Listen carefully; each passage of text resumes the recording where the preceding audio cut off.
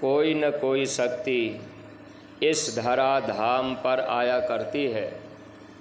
जब भी वो शक्ति आती है, हम सब जीवों को समझाने का प्रयास करती है ताकि हम सब लोगों को मानव जीवन का सच्चा सुख मिल जाए।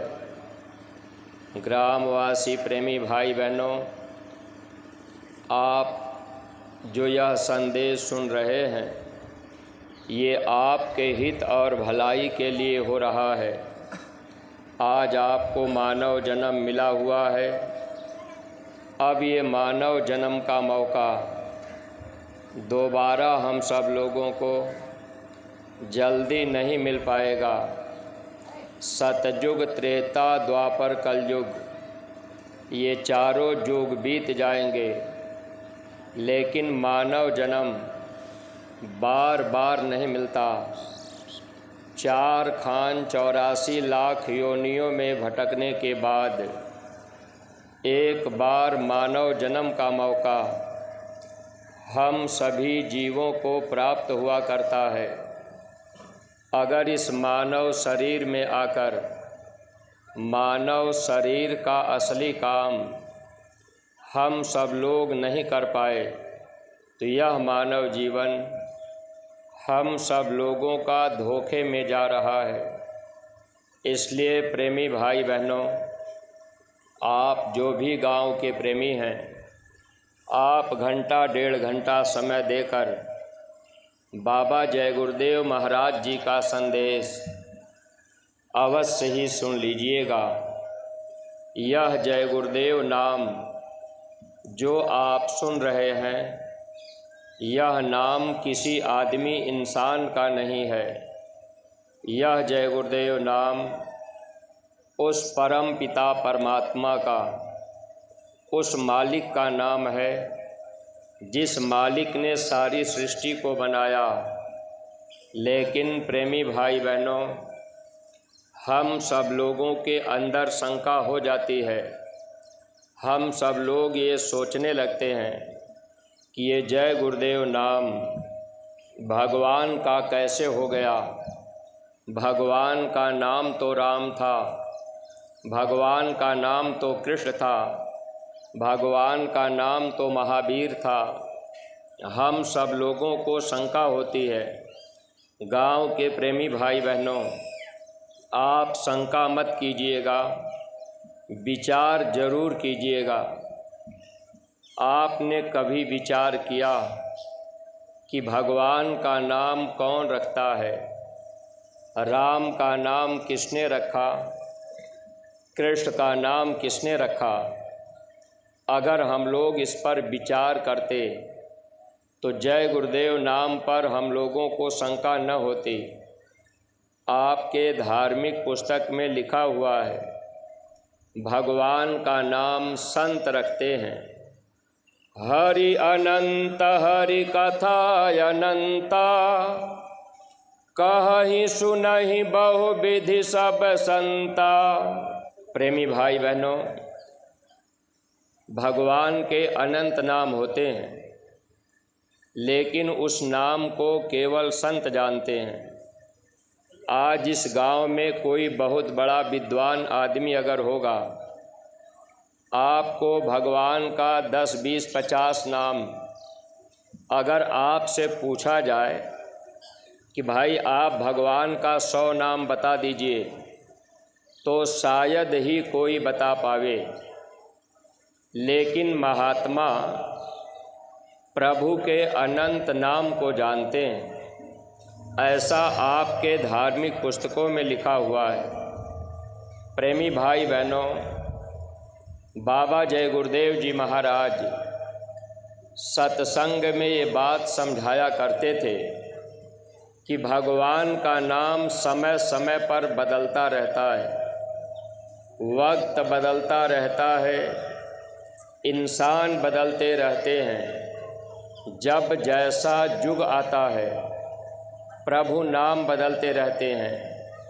समय समय पर भगवान का नाम बदलता रहता है। अगर भगवान का नाम न बदलता होता तो जब से ये धरती बनी तब से अब तक भगवान का एक ही नाम होता।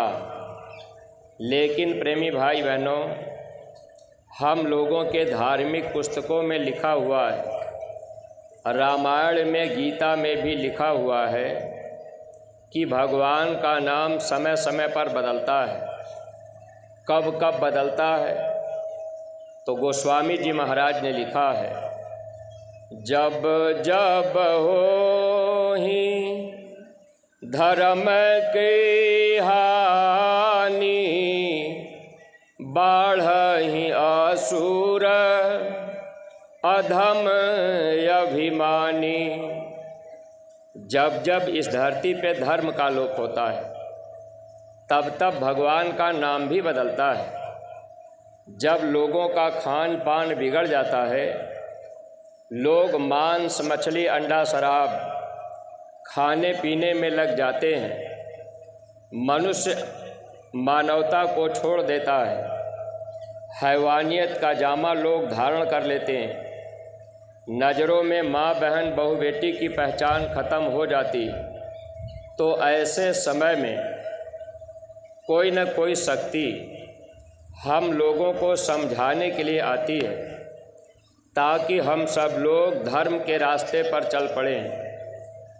प्रेमी भाई बहनों, जब जब महात्मा आए तो महात्मा हम लोगों को समझाने का प्रयास किए। प्रेमी भाई बहनों, अगर हम आप इतिहास उठा करके देखें, जब भगवान राम का अवतार नहीं हुआ था, राम नाम कोई नहीं जानता था, जय राम कोई नहीं कहता था, राम राम कोई नहीं कहता था। जब भगवान राम इस धरती पर आए तो रावण जैसा विद्वान भी राम नाम पर शंका कर लिया कि ये राम भगवान कैसे हो जाएंगे। जैसे आज हम आप गांव के प्रेमी भाई बहन, हम लोगों को भी शंका होती है कि ये जय गुरुदेव भगवान कैसे हो जाएंगे, ये भगवान का नाम कैसे हो जाएगा। ऐसे ही जब भगवान राम आए तो रावण को भी शंका हुई। रावण बलवान भी था, रावण विद्वान भी था, रावण धनवान भी था। इतना ही नहीं, रावण के दरबार में देवी देवता झाड़ू लगाते थे, पानी भरते थे। रावण जो कहता था देवी देवता वो काम करते थे। समय पर भगवान राम की बात रावण नहीं माना। जैसे आज हम आप अगर थोड़ा बहुत देवी देवता की पूजा पाठ करते हैं, हम लोग मंदिर में, मस्जिद में, गिरजाघरों में जाते हैं, अब हम लोग ये सोचते हैं कि भाई ये जय गुरुदेव नाम भगवान का कैसे हो गया। तो ऐ प्रेमी भाई बहनों, ये बात आपको विचार करने की ज़रूरत है। जब हम लोग महात्मा के सत्संग में जाते तो महात्मा सत्संग के द्वारा हम लोगों को समझा देते, फिर हम आप जय गुरुदेव नाम पर शंका न करते, जय गुरुदेव नाम पर हम आप हंसी मजाक न लेते। लेकिन शंका में अपना नुकसान होता है। जैसे भगवान राम आए, रावण को शंका हुई, भगवान राम रावण को समझाने का प्रयास किए। समय पर भगवान राम की बात रावण नहीं माना। तब भगवान राम ने क्या काम किया? इस धरती पर धर्म की स्थापना करने के लिए पहले तो भगवान राम ने लोगों को समझाने का प्रयास किया। फिर भगवान राम परिवर्तन करके जब चले गए, रावण का जब वध हो गया, तब दुनिया के लोग कहने लगे कि राम तो भगवान थे। बाद में राम की मंदिर हम लोगों ने गांव-गांव, घर-घर बना ली। बाद में हम लोग जय गुरुदेव, जय राम कहने लगे। एक बार हमारे गुरु महाराज बाबा जय गुरुदेव जी महाराज ने भी कहा कि बच्चा, जब इस धरती पर परिवर्तन हो जाएगा, वैसे त्रेता और द्वापर में जब परिवर्तन हुआ तो द्वापर में 18 दिन तक महाभारत हुआ। गुरु महाराज ने कहा इस कलयुग में 18 मिनट का समय नहीं लगेगा। आप रात में सोए रहेंगे, सुबह जगेंगे तो लाश पे लाश दिखाई देगी, उठाने वाले लोग नहीं मिलेंगे। गुरु महाराज सत्संग में कभी कभी बताते थे जब इस धरती पर भारी परिवर्तन हो जाएगा, 12-12, 15-15 कोस पर कहीं कहीं चिराग जलेंगे। बाद में दुनिया के लोग गांव गांव में जय गुरुदेव नाम की मंदिर बनाएंगे। बाद में दुनिया के लोग जय गुरुदेव नाम का कीर्तन गाएंगे, लेकिन बाद में लोगों को लाभ नहीं मिलेगा। जैसे भगवान राम जब थे तब तो राम की बात लोग नहीं माने, और जब भगवान राम चले गए, भगवान कृष्ण चले गए, तब हम सब लोग हरे राम हरे कृष्ण का कीर्तन गाने लगे। गांव के प्रेमी भाई बहनों, आप पढ़े लिखे जानकार विद्वान बुद्धिमान हैं। आप जो भी नौजवान बच्चे हैं, आप लोग भी विचार कीजिएगा।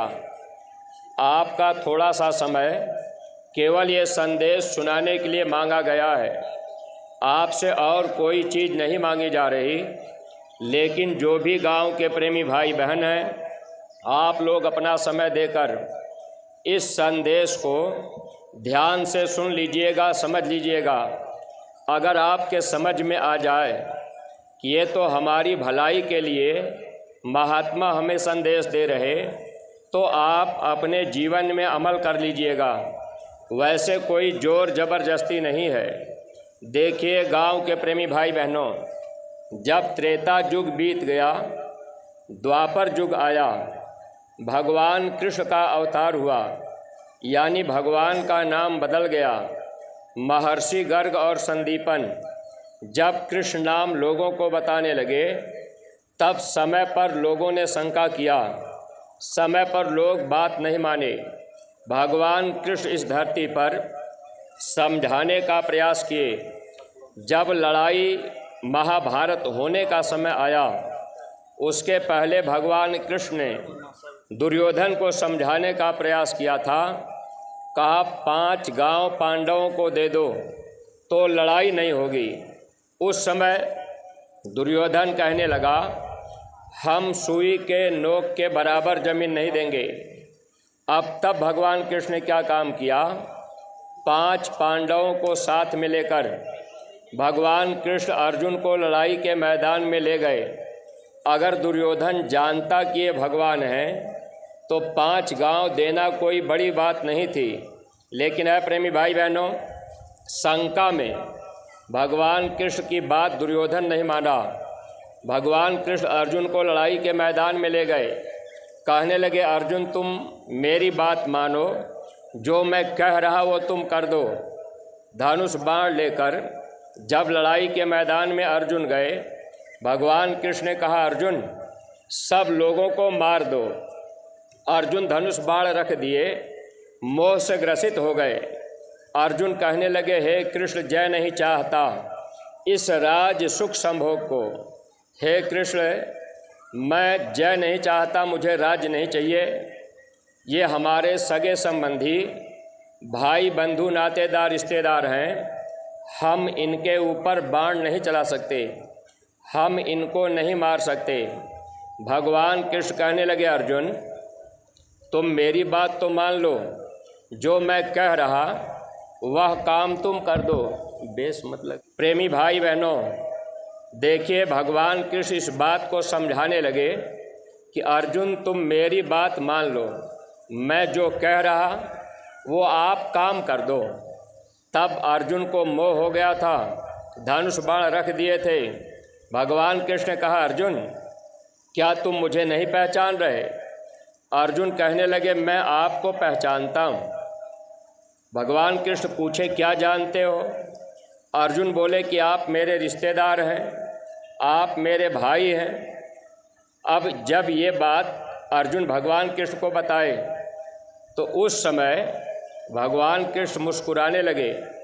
कहने लगे, देखो अर्जुन, बाहर की चर्म आँख से, जिन आँख से तुम दुनिया को देख रहे हो, इन आँखों से तुम मुझे नहीं पहचान सकते। अर्जुन अगर तुम मुझे पहचानना चाहते हो तो तुम्हारे अंदर तीसरी आँख है। अगर वो तीसरी आँख खुल जाए तब तुम मेरी पहचान कर सकते हो। बाबा जय गुरुदेव महाराज जी, ये महापुरुष आपके बदायूं जिला में अभी मथुरा से चलकर नवंबर के महीने में आएंगे और आपके बदायूं ज़िले में लगभग 1 महीना तक रहेंगे। हर ब्लॉकों में 2-2 जगह पे कार्यक्रम होगा। गांव के नए प्रेमी भाई बहनों, अगर आप ऐसे महापुरुष के सत्संग में चले जाएंगे तो हम लोगों के अंदर भी तीसरी आँख है। वह आँख खुलने की विद्या ये महात्मा हमको आपको बता देंगे।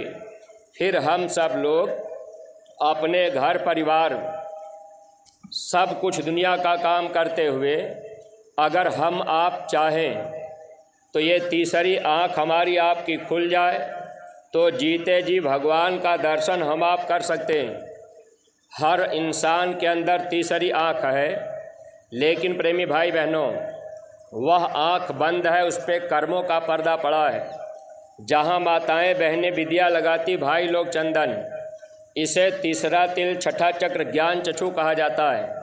मुसलमान फ़कीरों ने अब इसे नुक्ता सफ़ेदा बताया। तीसरी आँख थर्ड आई हर इंसान के अंदर है, लेकिन वो आँख कैसे खुलेगी? जब हमको आपको बताने वाले कोई जानकार महात्मा मिल जाएंगे तब वो तीसरी नेत्र खुल सकती है।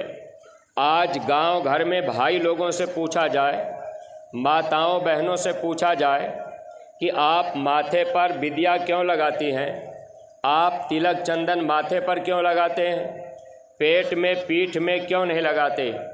अगर आपसे पूछा जाए कि भाई आप माथे पर चंदन क्यों लगा रहे, तो ये बात कोई बता पाएगा। जब महात्मा मिलेंगे तो महात्मा हमको आपको सच्ची बात बता देंगे। गांव के प्रेमी भाई बहनों, हर इंसान के अंदर तीसरी आँख है। वह आँख कैसे खुलेगी, यह रास्ता महात्मा बताने आते हैं। जब भगवान कृष्ण कहने लगे, अर्जुन तुम्हारे अंदर तीसरी आँख है, तुम एक काम करो, अभी लड़ाई के मैदान में पालथी लगा करके बैठ जाओ। उस समय अर्जुन जब पालथी लगा करके बैठे तो भगवान कृष्ण ने कहा, अर्जुन ये बाहर की दोनों आंखें बंद कर लो। अर्जुन बाहर की दोनों आंखें बंद किए। तब भगवान कृष्ण ने उस समय अपनी योग शक्ति से, आपके गीता में लिखा है, दिव्यम ददामि चक्षुम पशुमे योगेश्वरम, अर्जुन की दिव्य दृष्टि भगवान कृष्ण ने खोल दिया। जब अर्जुन की दिव्य आँख खुल गई, अर्जुन पालथी लगाए बैठे हैं, बाहर की आंखें बंद हैं, अर्जुन देख रहे। अब अंतर में भगवान कृष्ण का विराट रूप दिखाई दे रहा है। अर्जुन देख रहे कि पूरा का पूरा महाभारत हो चुका है, सब के सब लोग मरे पड़े हैं। तब भगवान कृष्ण के चरणों में अर्जुन गिर करके कहने लगे, प्रभु हम तो आपको इंसान समझते थे, आप तो स्वयं भगवान हैं और ये महाभारत तो हो चुका है, फिर आप हमसे लड़ाई क्यों करा रहे। तब भगवान कृष्ण कहने लगे, अर्जुन देखो ये लड़ाई तो हो चुकी है, महाभारत हो चुका है, अगर तुम निमित्त मात्र खड़े हो जाओगे, मेरी बात मान लोगे तो तुम्हारा इतिहास बन जाएगा, लोक परलोक का तुमको लाभ मिल जाएगा। प्रेमी भाई बहनों, भगवान कृष्ण अर्जुन को जब समझाए, जब अंदर में अनुभव हो गया, तब अर्जुन का विश्वास पक्का हो गया। गांव के प्रेमी भाई बहनों, एक बात का आप विचार कीजिएगा, तीसरी आँख खोलने के लिए बाहर की कोई क्रिया करने की ज़रूरत नहीं पड़ती। जब अर्जुन को लड़ाई के मैदान में भगवान कृष्ण बैठाए तो वहाँ ज़मीन गोबर से लीपी पोती नहीं गई, वहाँ कोई माला फूल धुवती दशांग गंगा जल नारियल कोई पंडा पुजारी की ज़रूरत नहीं पड़ी। यानी तीसरी आँख खोलने के लिए बाहर का कोई वेशभूषा बनाने की ज़रूरत नहीं होती, बाहर में भटकना नहीं होता। यानी वो तीसरी आँख खोलने के लिए आपको अगर महात्मा मिल जाएं तो आप अपने घर परिवार में रहकर जब महात्मा रास्ता बता देंगे, अगर आप रोज़ रोज़ अभ्यास करेंगे, जैसे जो भी नए प्रेमी भाई बहन, जब आप महाराज जी के सत्संग में नवंबर के महीने में ये महापुरुष जब आएंगे, अगर आप अपने बाल बच्चों को भी सत्संग में ले गए तो ये महापुरुष आपको ये तीसरी आँख खुलने की विद्या बताएंगे। अब इसके लिए आपको घर परिवार नहीं छोड़ना होगा, जंगल में नहीं जाना होगा, कपड़ा नहीं बदलना होगा, साधु नहीं बनना होगा। इसके लिए एक बात केवल आपको माननी पड़ेगी। हमारे पूज्य महाराज जी ने यह हाथ जोड़ करके प्रार्थना किया कि आप दुनिया का सब काम कीजिए, लेकिन भगवान को जीते जी आप कैसे देखेंगे? देवी देवता का दर्शन जीते जी कैसे होगा? तो बाहर में नहीं होगा। कबीर साहब आज के 700 वर्ष पहले महात्मा आए थे, तो उन्होंने किताबों में लिख दिया था, हे इंसान, अगर आप भगवान को जीते जी पाना चाहते हैं तो आप कहीं बाहर में मत भटकना। भगवान देवी देवता कहाँ मिलेंगे? घट में राम निहारा साधो, घट में राम निहारा, यही घट भीतर 7 समंदर, कोई मीठा कोई खारा, यही घट भीतर नगर अयोध्या, जहाँ राम अवतारा, यही घट भीतर राम मिलत हैं, जब तीसर नैन उघारा। कबीर साहब ने कहा, हे इंसान, इसी मनुष्य शरीर के अंदर जब तीसरी आँख खुल जाएगी तो राम कृष्ण देवी देवता का दर्शन होगा, बाहर में नहीं होगा। तो गांव के प्रेमी भाई बहनों, ये तीसरी नेत्र खुलने की विद्या बताने वाले महापुरुष मथुरा से चलकर आपके बदायूं ज़िले में हर ब्लॉकों में 2-2 जगह पे कार्यक्रम करेंगे, और एक कार्यक्रम आपके नज़दीक में ही होगा। तो आप जो भी गांव के नए प्रेमी भाई बहन ऐसे अवसर का लाभ उठा लीजिएगा, क्योंकि आपको मथुरा नहीं जाना हो रहा। रास्ता बताने के लिए महात्मा खुद आपके पास आ रहे। अगर आपने अपना समय एक दिन 3-4 घंटे का समय निकालकर अगर आप सत्संग में चले जाएंगे तो ये रास्ता आपको मिल जाएगा, और जीते जी भगवान देवी देवता का दर्शन इसी मनुष्य मंदिर में होगा, बाहर में नहीं। देखिए, आज हम आप महात्मा के न मिलने की वजह से हम सब लोग अज्ञानता में बाहर पूजा पाठ करने में लग गए। लेकिन प्रेमी भाई बहनों, जब आप महात्मा के सत्संग में जाएंगे, महापुरुष आपको समझा देंगे, बता देंगे। हम आपको सत्संग नहीं सुना रहे, हम आपको संदेश सुना रहे हैं। वैसे पूज्य महाराज जी सत्संग में बताया करते, ये कंठ चक्र पर अष्टांगी महामाया का निवास होता है। ये जो पीछे रीढ़ की हड्डी जाती है, जहाँ रीढ़ की हड्डी ख़त्म होती है, सबसे नीचे गुदा चक्र होता है, 4 पंखुड़ी का कमल होता है, वहाँ रिद्धि सिद्धि शुभ लाभ लिखा होता है। गणेश का निवास होता है। गणेश का काम मल विसर्जन करने का होता है। उसके ऊपर में इंद्री चक्र है, 6 पंखुड़ी का कमल, वहाँ ब्रह्मा का निवास होता है। इनका काम है पैदा करने का। उसके ऊपर में ये नाभि चक्र है, यहाँ पर भगवान विष्णु का निवास होता है। इनका काम है पालन करने का। उसके ऊपर में हृदय चक्र है, यहाँ भगवान शंकर और पार्वती निवास करते हैं। इनका काम है शरीर का समय पूरा हो जाएगा तो वो धड़कन को बंद कर देते हैं। उसके ऊपर में एक कंठ चक्र है, अष्टांगी महामाया। लेकिन देखिए प्रेमी भाई बहनों, महात्मा के न मिलने की वजह से आज हम आप भगवान शंकर को जल चढ़ाने के लिए पैदल कितना दूर तक जा रहे। लेकिन महात्माओं ने कितना साफ लिखा था, आप मंदिरों में जाकर गा बजा रहे, कर्पूर गौरम करुणावतारम संसार सारम भुजगेंद्रहारम सदा वसंतम हृदयारविंदे भवम भवामी सहितम नमामि। अब हम आप गा तो जरूर रहे कि हृदय रूपी कमल पर भगवान शंकर और पार्वती निवास करते हैं। बाहर में नहीं मिलेंगे।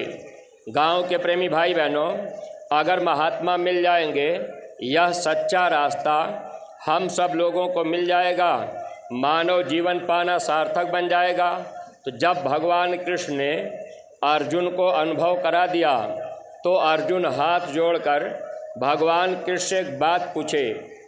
कहने लगे, प्रभु आप एक बात हमको बता दीजिए, आप इस धरती पर कब कब आते हैं और क्यों आते हैं, ये बात हमको समझा दीजिए। प्रेमी भाई बहनों, तब भगवान कृष्ण बता रहे, आपके गीता में लिखा है, गीता में भी लिखा है कि भगवान का नाम समय समय पर बदलता है। कब कब बदलता है? तो भगवान कृष्ण बताए, हे पार्थ बढ़ता पाप जब जब, ग्लानि होती धर्म की, पड़ती जरूरत है मुझे, तब जन्म लेकर कर्म की, सब साधु जन रक्षार्थ, दुर्जन प्राण हरने के लिए, होता प्रकट जुग जुग, धर्म उत्थान करने के लिए। भगवान कृष्ण अर्जुन को समझा रहे, अर्जुन मैं जब इस धरती पर आता हूँ, जब जब मैं आता हूँ तो मैं धर्म की स्थापना करने के लिए आता हूँ। थोड़ा सीटी कम रखिए, ये साउंड बक्सा इधर घुमा दीजिए, दीवार में आवाज़ लड़ रही है, हल्का सा ऐसे घुमा दीजिए। प्रेमी भाई बहनों, देखिए, जब जब महात्मा इस धरती पर आए तो महात्मा हम लोगों को समझाने का प्रयास किए। भगवान कृष्ण अर्जुन को बता रहे कि हे अर्जुन, तुम मेरी बात ध्यान से सुनो, जब जब इस धरती पे पाप बढ़ता है तब तब मैं जन्म लेता हूँ। अर्जुन कहने लगे, प्रभु जब आप इस धरती पर आते हैं तो आपका काम क्या है, आप करते क्या हैं?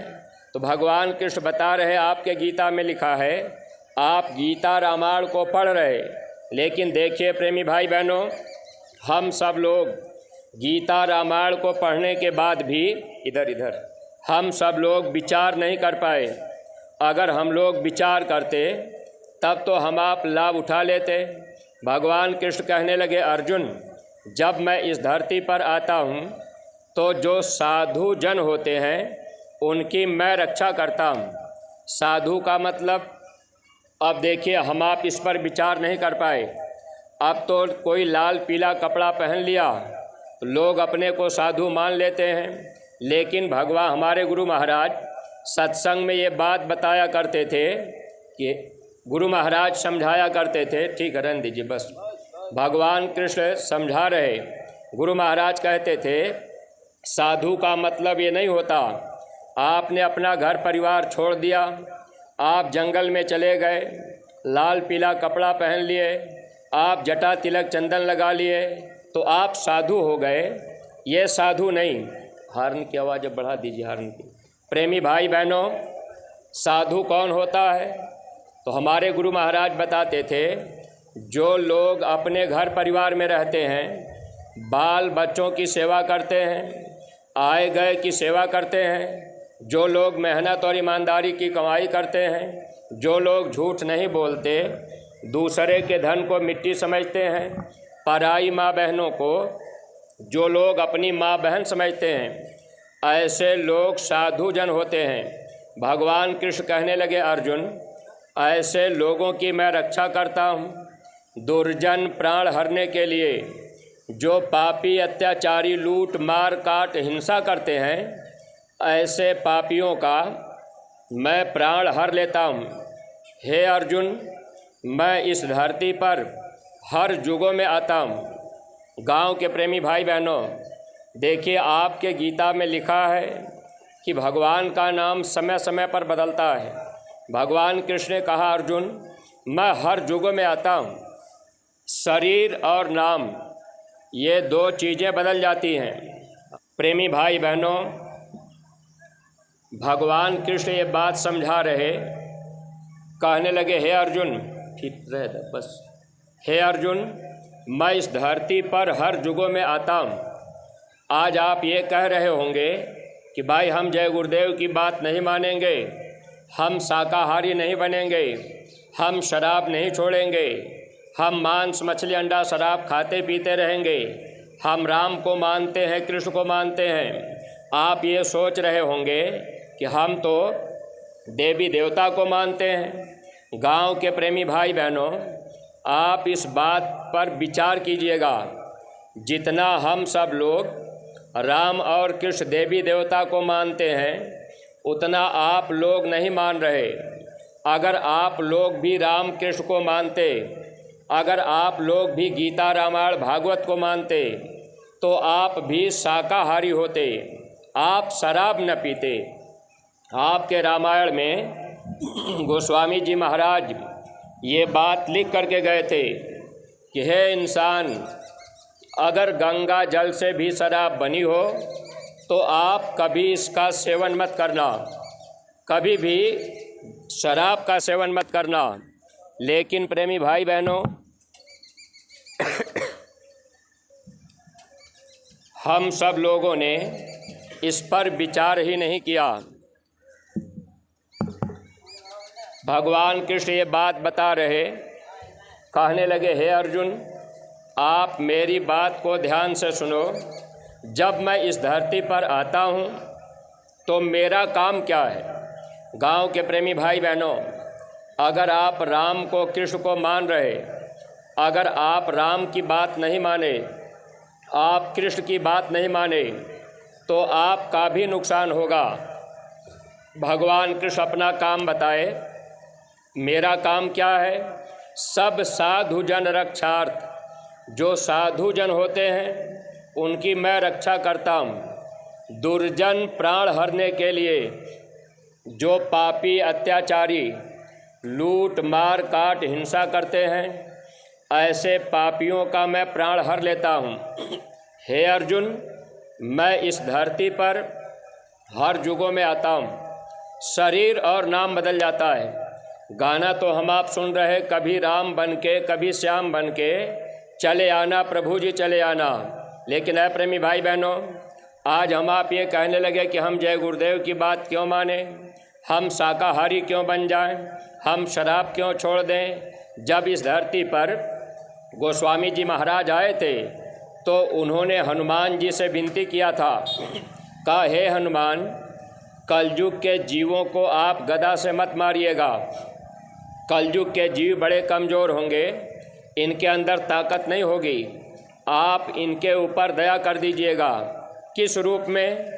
जय जय जय हनुमान गोसाई, कृपा करहु गुरुदेव की नाई। गोस्वामी जी ने हनुमान जी से प्रार्थना किया कि कलयुग में जीवों के ऊपर आप गुरुदेव के रूप में दया कीजिएगा, इनको मारिएगा नहीं। प्रेमी भाई बहनों, संत इस धरती पर दयालु होते हैं। अगर दया का काम महात्मा न करते तो गुरु महाराज हम सब लोगों को गांव गांव गली गली ये जैकेट पहनाकर प्रचार करने का आदेश न देते। लेकिन गांव के प्रेमी भाई बहनों, केवल लोग शाकाहारी सदाचारी बन जाएं, लोगों के अंदर दया का भाव आ जाए, इसलिए हम सत्संगी प्रेमी गांव गांव गली गली जाकर बाबा जय गुरुदेव जी महाराज का संदेश सबको सुनाया बताया जाता है। अगर हम आप सुन लिए समझ लिए तब तो मानव जीवन का लाभ उठा लेंगे। यही बात मुसलमान भाइयों के किताबों में लिखी गई थी कि भगवान का नाम समय समय पर बदलता है। कब कब बदलता है?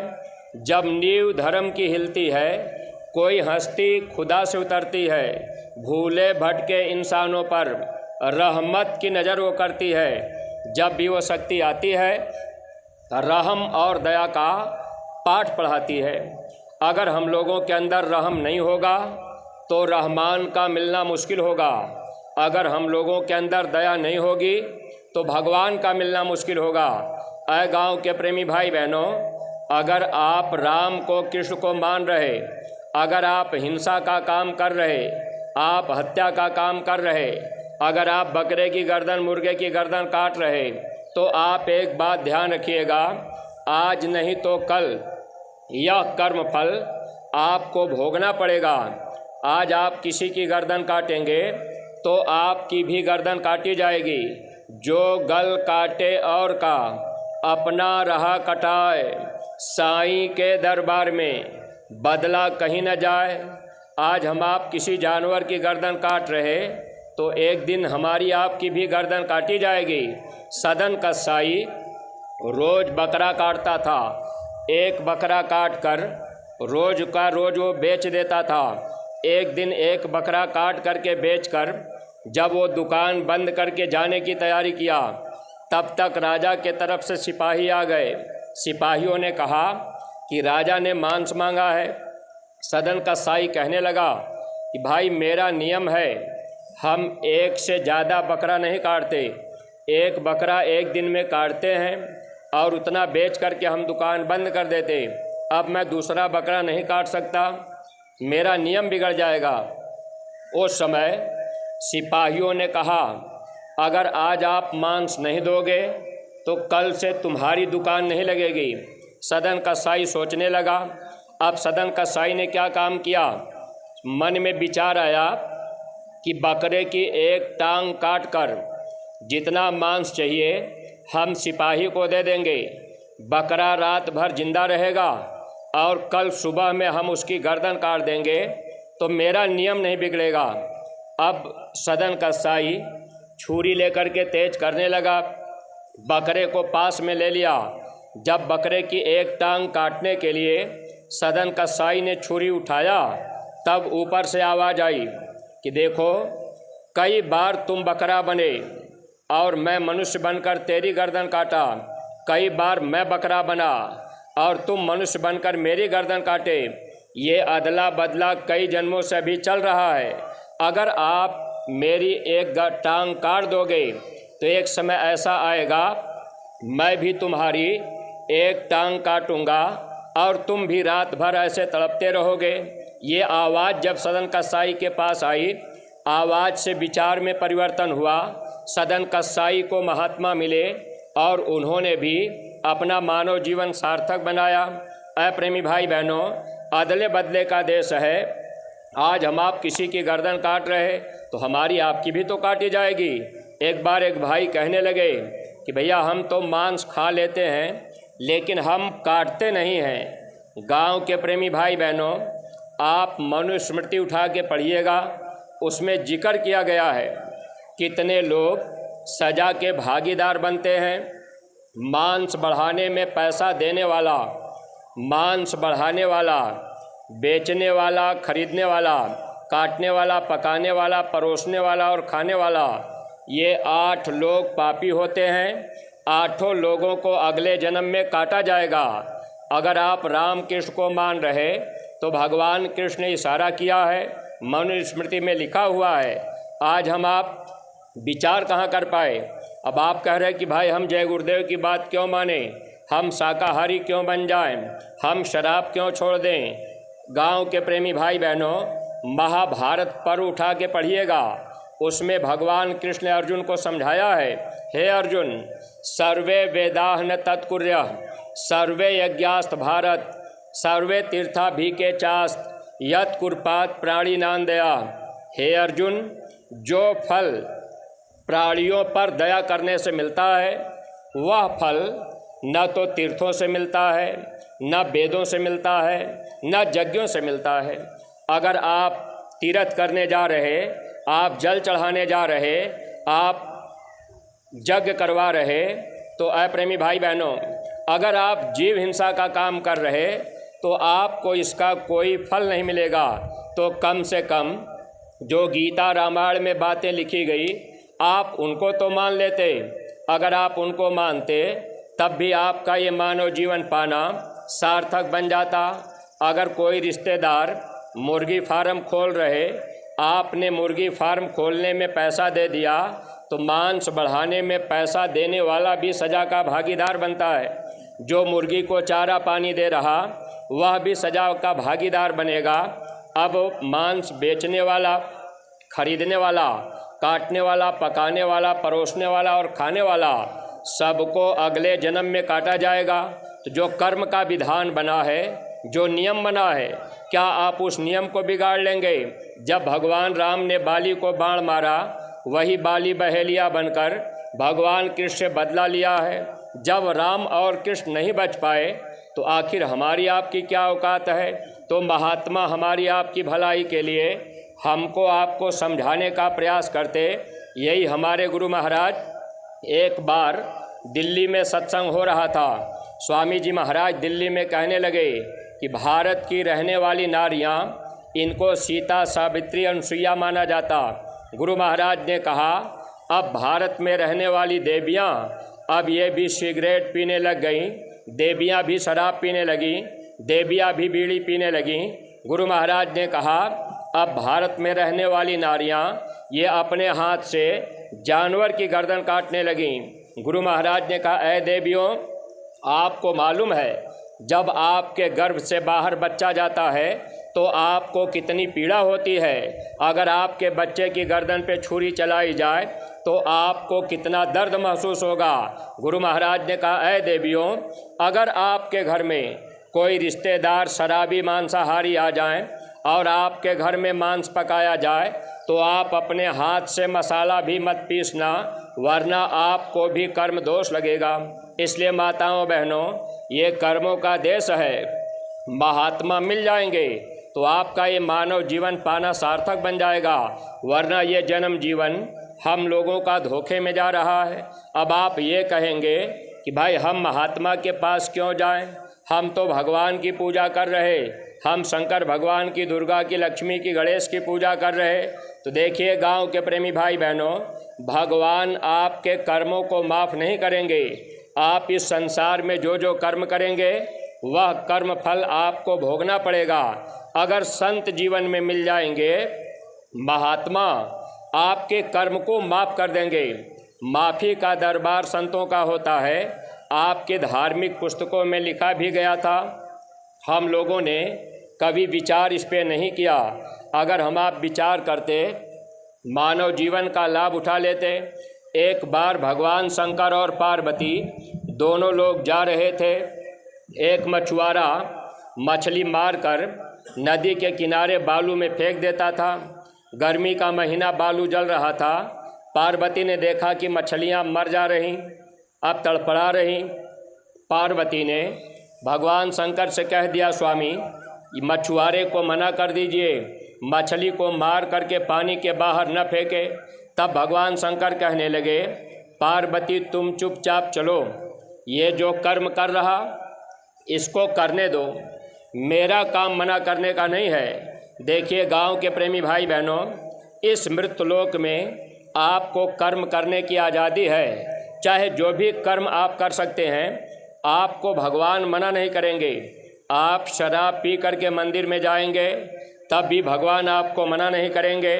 आप मांस खा करके, व्यभिचार करके, आप चोरी करके मंदिर में पूजा करने जाएं तब भी भगवान देवी देवता मना नहीं करेंगे।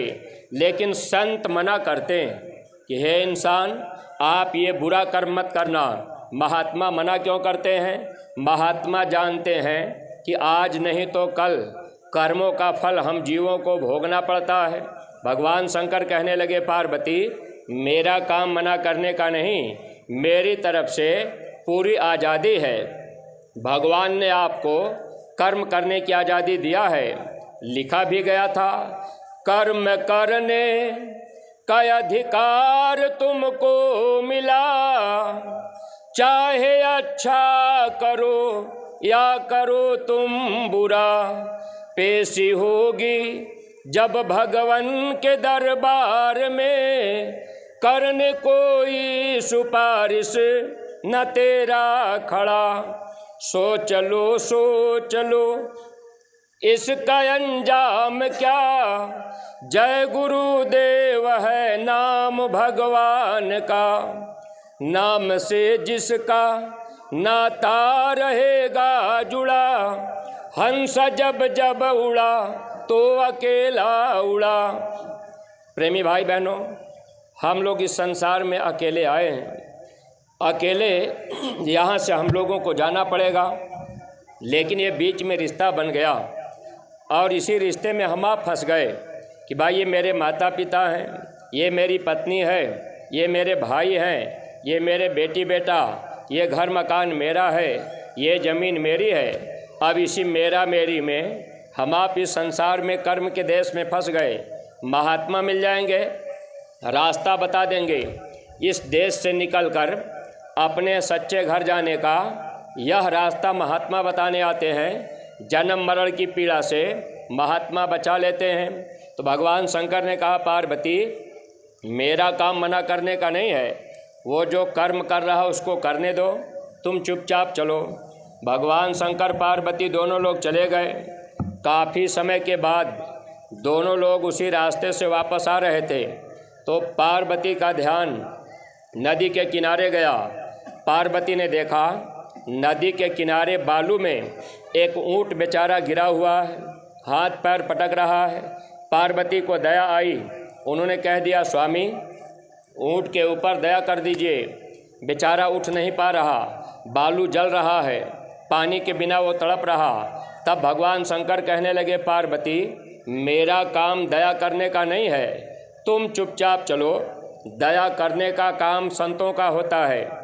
प्रेमी भाई बहनों, आपने कभी विचार नहीं किया कि आखिर बाबा जय गुरुदेव जी महाराज गांव गांव अपना संदेश क्यों दिलवा रहे।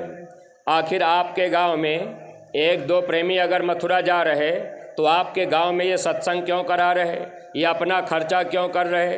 बस इसलिए कि आप गांव के लोगों को भी ये संदेश मिल जाए, आपको भी कहने का मौका न मिले कि भाई हमको ये संदेश किसी ने बताया नहीं, वरना हम भी शाकाहारी होते, हम महात्मा की खोज कर लेते। इसलिए गांव के प्रेमी भाई बहनों, ये संदेश आपको सुनाया जा रहा। भगवान शंकर कहने लगे, पार्वती मेरा काम न तो मना करने का है न तो दया करने का है। तो पार्वती ने कहा, स्वामी तो आपका काम क्या है? देखिए भगवान का काम क्या है, अगर आप भगवान को मान रहे तो विचार कीजिएगा। भगवान का काम है कर्म फल देना। रामायण उठा के पढ़िएगा, उसमें लिखा है, काल रूप तिनकर में भ्राता, शुभ और अशुभ कर्म फलदाता। भगवान राम ने कहा, हे इंसान मैं काल के रूप में सबका भाई हूँ, मैं किसी का दोस्त नहीं, मैं किसी का दुश्मन नहीं। आप शुभ कर्म करो या अशुभ कर्म करो, आप अच्छा करो या बुरा करो, हम आपको कर्मों का फल देंगे। भगवान शंकर ने पार्वती को बता दिया, कहा पार्वती मेरा काम तो बस कर्म फल देने का है। तो पार्वती ने पूछा, अच्छा एक बात बताइए, ये ऊँट बालू में गिरा हुआ है, पानी के बिना तड़प रहा है, आखिर इसका कर्म कैसा है, कब इसने ऐसा कर्म कर दिया? तब भगवान शंकर बताए, कहने लगे, देखो पार्वती, जब ये आत्मा मनुष्य शरीर में रहा, यानी ये जो ऊँट है यही आत्मा जब मनुष्य शरीर में रहा तो उस समय वो मछुआरा था। भगवान शंकर बताने लगे कि ये अगले जन्म का मछुआरा है। जैसे आज हमको आपको मानव जन्म मिला है, तो अब ये जन्म दोबारा हम लोगों को नहीं मिलेगा। अब हम लोग कुत्ता सुअर बिल्ली घोड़ा गधा बनाए जाएंगे। ऐसे 84 लाख योनियाँ हैं और इसमें हम जीवों को प्रेमी भाई बहनों, हम जीवों को 84 लाख योनियों में वहाँ सजा दी जाती है। भगवान शंकर बताने लगे, पार्वती ये अगले जन्म का मछुआरा है, अगले जन्म में मछलियों को मारकर इसने खाया, तो जैसे ये मछलियों को मारकर पानी के बाहर फेंकता था, मछलियाँ पानी के बिना तड़प तड़प के मर जाती थी। हे पार्वती, जैसे इसने मछली को पानी के बिना तड़पा के मारा, वैसे अब ये पानी के बिना इसी बालू में तड़प के मर जाएगा। पार्वती ने कहा, स्वामी ठीक है, ये बात मैं आपकी मान लेती हूँ कि अगले जन्म में इसने मछलियों को पानी के बिना तड़पाया, अब ये पानी के बिना तड़प रहा। लेकिन एक बात बताइए, ऊँट के शरीर में घाव हो गया है, बड़े बड़े कीड़े पड़ गए हैं, कीड़े ऊँट को काट रहे हैं, तो ये कैसा कर्म है? तब भगवान शंकर कहने लगे कि देखो पार्वती, अगले जन्म में जब ये मछुआरा था तो ये मछलियों को जिंदा पकड़कर मछलियों को काटता था और काट करके मछलियों के मांस को ये खाता था। भगवान शंकर बताने लगे, जब ये मछली को काट कर मछली का मांस खाता था तो मछलियाँ बेचारी छटपटा छटपटा के रह जाती थी। हे पार्वती, जितनी मछलियों को इसने अपने जीवन में खाया है, वही मछलियाँ अब कीड़ा बन करके आज ऊँट के शरीर में, अब वो कीड़ा बन करके अब इसके मांस को काट काट के वो कीड़ा खा रहे हैं। इसको तकलीफ़ हो रही है। हे पार्वती, ये अपने कर्मों का फल भोग रहा, तुम चुपचाप चलो। मेरा काम न तो दया करने का है, न तो मेरा काम मना करने का है। ऐ गांव के प्रेमी भाई बहनों, अगर आप देवी देवता भगवान की पूजा पाठ कर रहे तो आप उनकी पूजा पाठ कीजिए, लेकिन आप देवी देवता भगवान से रोज़ रोज़ कहिए कि हमको सच्चे महात्मा से मिला दीजिए। अगर महात्मा मिल गए तब तो आपके गुनाहों की माफ़ी हो जाएगी। अगर महात्मा नहीं मिलेंगे तो गुनाहों की सज़ा दी जाएगी। और ये सज़ा कैसे दी जाएगी? जैसे आज ये मानव जन्म मिला है, हमको आपको आज़ादी है, चाहे जो भी कर्म हम आप करें, अभी हमारा समय पूरा हो जाए, आपका समय पूरा हो जाए, वह मालिक ऊपर से आवाज़ देगा, अरे भाई फलाने सिंह, आपका समय पूरा हो गया, अब आप ये शरीर खाली कर दो। अब आप खेत खलिहान दुकान दफ्तर में कहीं भी रहेंगे, जैसे समय पूरा होगा आवाज़ आएगी, आवाज़ सुनते ही शरीर धड़ाम से नीचे गिरेगा, नसें भ्रष्ट होंगी, खून पानी बनेगा, आत्मा को जमदूत मार पीट करके निकाल देंगे, शरीर यही पड़ा रहेगा। जब इस शरीर से आत्मा निकल गई तो शरीर की कोई कीमत नहीं करता। अभी हमारे शरीर से आत्मा निकल जाए तो आप इस तख्ता पर से नीचे ज़मीन पर लेटा देंगे। आप कहेंगे राजेश भाई चले गए, शरीर पड़ा रहेगा। शरीर को कोई अब नाम भी नहीं लेना चाहेगा। आपके गांव में कोई डॉक्टर है, कोई मास्टर है, अगर डॉक्टर का समय पूरा हो गया, डॉक्टर चले गए, शरीर पड़ा रहेगा, तो आप कहेंगे कि आज डॉक्टर साहब चले गए। तो डॉक्टर कौन है? आत्मा। आत्मा चली गई तो हमारा आपका नाम चला गया, मान सम्मान चला गया।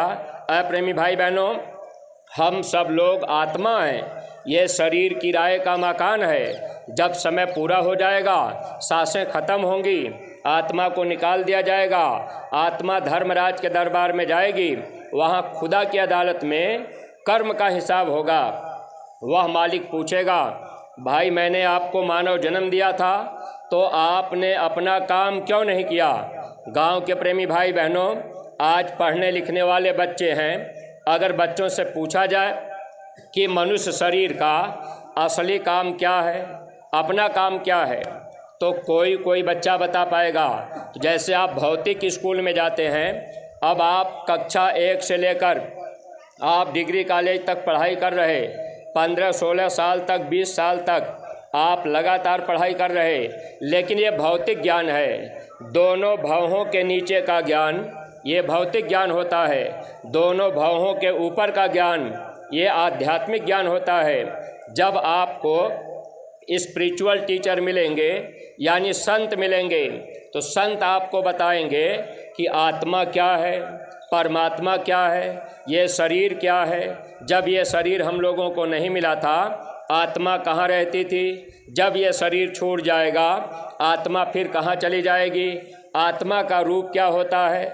आत्मा शरीर के अंदर नहीं रहती।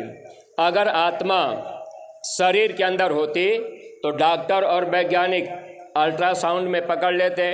तो जो गांव के नौजवान बच्चे हैं, जब ये पूज्य महाराज जी आपके बदायूं ज़िले में ब्लॉक में आएंगे, जब आप इनके सत्संग को ध्यान से सुनेंगे, तो वो आपको बता देंगे कि आत्मा की बैठक कहाँ होती है, आत्मा का रूप क्या होता है, आत्मा ये शरीर से निकलने के बाद कहाँ जाती है और इसको कैसे बचाया जा सकता है। ये सब बातें महात्मा सत्संग में समझा देंगे। तो मानव शरीर का असली काम केवल पेट भरना, केवल बच्चा पैदा करना, घर मकान बनाना, इतना ही काम नहीं है। अगर पशु को आप छोड़ देंगे, पशु भी अपना पेट भर लेगा, पशु भी बच्चा पैदा कर लेगा, पशु भी कहीं न कहीं रह लेगा। ये 3 काम पशु भी कर लेता है। अगर ये मानव जन्म पाकर आप अपना काम नहीं कर पाए, नहीं जान पाए, तो ये जीवन आपका धोखे में जा रहा। तो महात्मा जब मिलेंगे तो आपको बता देंगे कि मानव शरीर का असली काम क्या है। जब धर्मराज के दरबार में हम आप जाएंगे वह मालिक हमसे आपसे कहेगा कि आपने अपना काम क्यों नहीं किया, यानी आपने भजन क्यों नहीं किया। तो मनुष्य शरीर का असली काम है भजन करना।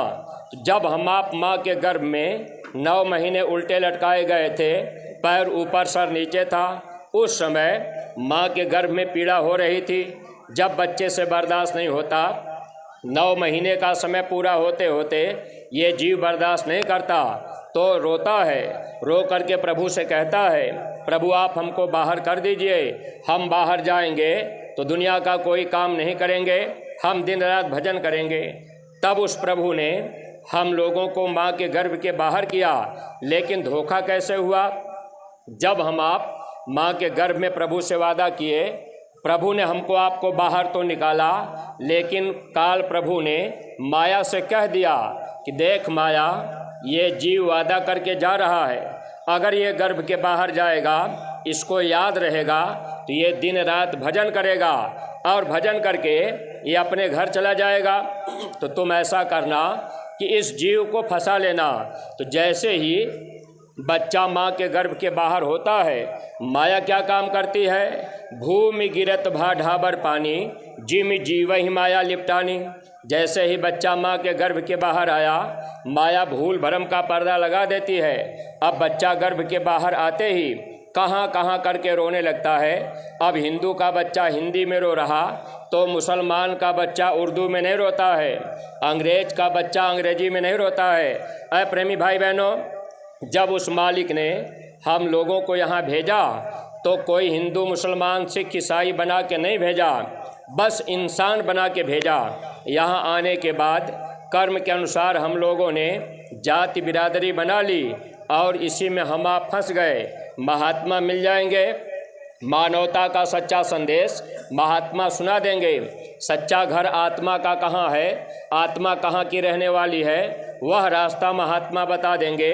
अगर हम आप अपने घर परिवार में रहकर उस राह पर चल पड़े, तब तो ये जीवन सार्थक हो गया। तो भजन करने के लिए ये मानव जन्म मिला, लेकिन भजन का असली रास्ता महात्मा बताएंगे। जैसे हम आप मंदिर में गा बजा रहे, अब आप मंदिर में आरती कर रहे, अब आप दीपक जला रहे, आप घंटा बजा रहे, लेकिन प्रेमी भाई बहनों, आप सच्चा भजन का रास्ता नहीं जान पाए। हम लोग भी जब गुरु महाराज के पास नहीं गए थे तो हम लोग भी मंदिर में आरती करते थे, मंदिर में घंटा बजाते थे, हरे राम हरे कृष्ण का कीर्तन हम लोग भी गाते थे। लेकिन गुरु महाराज मिल गए, जानकारी हो गई तो वह रास्ता छूट गया। तो भजन करने का रास्ता महात्मा बताते हैं। माताएं बहनें, कभी आपने विचार नहीं किया, अच्छा आपके घर में बच्चा पैदा होता है तो बच्चा रोने लगता है, माताओं बहनों से पूछा जाए कि आप बच्चे के सामने दीपक जला के क्यों रख देती हैं, बल्ब क्यों जला देती हैं। जब बच्चा पैदा हो, अगर बच्चा रो रहा तो बच्चे के आँख के ऊपर आप टार्च जला दीजिएगा, बच्चा एक टक उस रोशनी को देखेगा और चुप हो जाएगा। तो माँ के गर्भ में जब तक बच्चा था तब तक वो प्रभु के प्रकाश को देखता रहा। गर्भ के बाहर बच्चा आया, प्रकाश दिखाई देना बंद हो गया, सामने अंधेरा हो गया, बच्चा कहाँ कहाँ करके चिल्लाने लगा।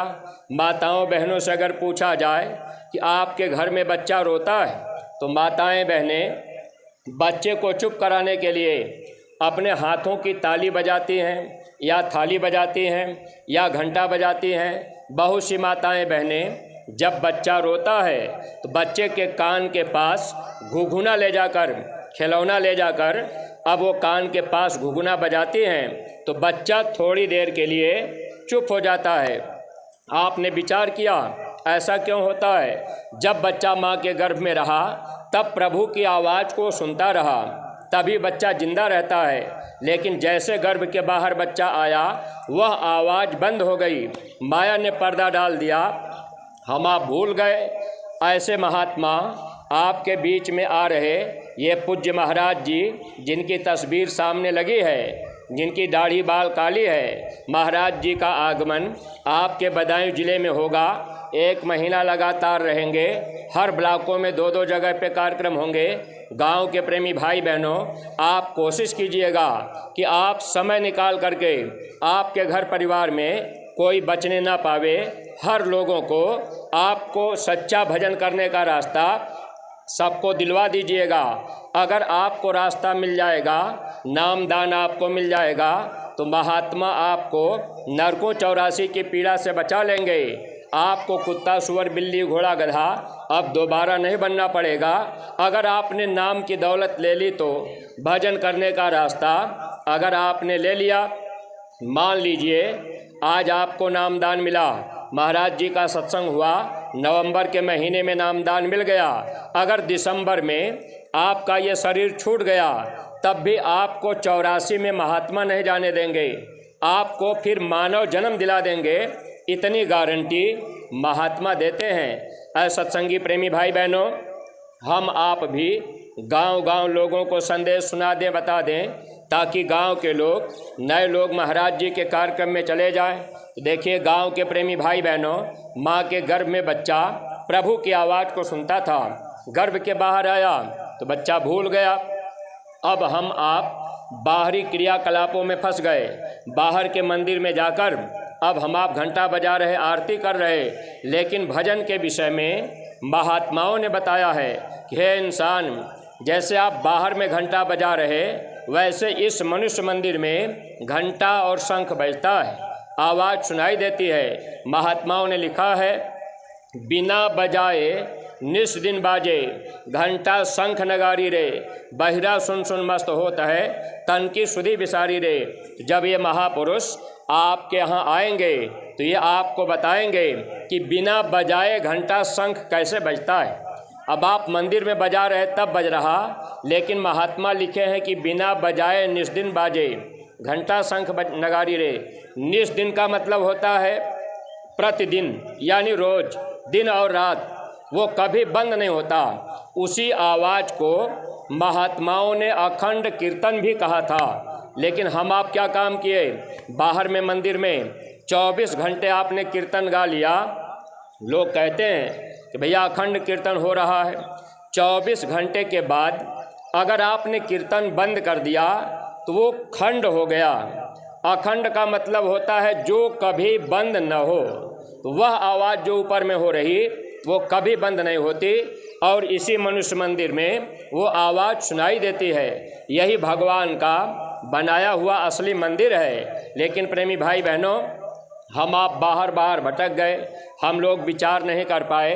तो गांव के जो भी प्रेमी भाई बहन, देखिए एक न एक दिन हम लोगों का समय पूरा होगा, धर्मराज के दरबार में हम आप जाएंगे। एक दिन जाना पड़ी है प्रभु के समनवा, बयनवा का तू देबाए भैया। वह मालिक पूछेगा कि आपने अपना काम नहीं किया, और मैंने ये शरीर आपको दिया था तो आपने इसको गंदा क्यों किया, आपने इसमें शराब क्यों डाल दिया, आपने मांस क्यों डाल दिया, मैंने तो आपको साफ सुथरा दिया था। तो जिस मकान को उस मालिक ने दिया है, अगर आप इसको गंदा करेंगे तो वह मालिक आपको सजा देगा। आप जो गांव के प्रेमी हैं, विचार कीजिएगा, अगर आपने गांव में कोई मंदिर बनाई, अगर मंदिर में आप रोज़ पूजा करने जा रहे, अगर कोई आदमी मांस का टुकड़ा बोटी बोटी काट कर मंदिर में फेंक दे, आप मंदिर में पूजा रोज कर रहे, धो धा के साफ कर रहे, अगर कोई आदमी मांस का टुकड़ा आपके बनाए मंदिर में डाल देगा तो आप लाठी लेकर के मारने के लिए तैयार हो जाएंगे। तो जब आपने मंदिर बनाया ईंटें पत्थर की, अगर उसमें कोई मांस डाल दिया तो आप नाराज हो रहे। जिस मनुष्य मंदिर को परमात्मा ने बनाया, अगर आप इसमें मांस, मछली, अंडा, शराब डाल रहे तो क्या वो मालिक आपको छोड़ देगा? प्रेमी भाई बहनों, हमारे गुरु महाराज ने कहा, मेरी ना मानो यमराज तो मनाएगा, तेरा ही कर्म तुझे मार कर भोगाएगा। जब धर्मराज के दरबार में जाएंगे, 1 मिनट के अंदर वह कर्म का हिसाब करेगा। वह मालिक कहेगा कि आपने शराब क्यों पी लिया, आपने अंडा क्यों खाया, आपने व्यभिचार क्यों किया, आपने चोरी क्यों किया, आपने शराब के नशे में माताओं बहनों को गाली क्यों दिया, बुरी निगाह से क्यों देखा। आप कहेंगे कि मैंने ये कर्म नहीं किया है। तो प्रेमी भाई बहनों, जब बच्चा पैदा होता है, हर बच्चे के साथ 2 दूत लग जाते हैं। पहला दूत क्या करता है, वो हमारे आपके कर्मों को लिखता रहता है, और दूसरा दूत, उसका नाम चित्रगुप्त है, हर बच्चे के बाएं कंधे पर वो रहता है। वो क्या काम करेगा, वो फ़ोटो खींच के रख लेगा, धर्मराज के दरबार में वो रील चला करके दिखाएगा, इस आदमी ने अपने जीवन में ये बुरा बुरा कर्म किया है। अब हमारे आपके कर्मों का वहाँ जब रील चलेगा तो अपना ये चेहरा दिखाई देगा। 7 कोठरी के अंदर कोई बुरा कर्म आप कर रहे, रात में आप किसी का खेत काट रहे, वो फ़ोटो आपका रहेगा। जब धर्मराज के दरबार में वो रील चला करके दिखा देंगे, उस समय ये जीव थर थर थर थर काँपता है। तब धर्मराज कहते हैं, अब इस जीव को ले जाओ, वहाँ ले जा करके नरकों में डाल दो। मैंने इनको मानव जन्म दिया था और इन्होंने वादा भी किया था हम भजन करेंगे, इन्होंने भजन नहीं किया, भक्ति नहीं किया, और इन्होंने मेरे मकान को गंदा किया है। तो जैसा कर्म हम आप करेंगे वैसे हमको आपको सज़ा दी जाएगी। जैसे आज हम आप अब किसी जानवर को मार काट रहे तो वहाँ नरकों में हमको आपको काटा मारा जाएगा। प्रेमी भाई बहनों, आज ये मानव जन्म मिला अज्ञानता में। अब हम आप भगवान शंकर को जल चढ़ाने तो जा रहे, लेकिन सत्संग नहीं मिला, इसलिए हमारा आपका नुकसान होता है। नुकसान क्या होता है, जैसे आप कांवर लेके जा रहे और रास्ते में आपका विचार बन गया, कहीं आप बैठ गए, आपने शराब पी लिया, या आपने मांस खा लिया, या आपने गांजा पी लिया। अब आप कांवर लेके जा रहे और गांजा भी पी रहे, दम लगा रहे, तो आप कबीर मंसूर उठा के पढ़िएगा।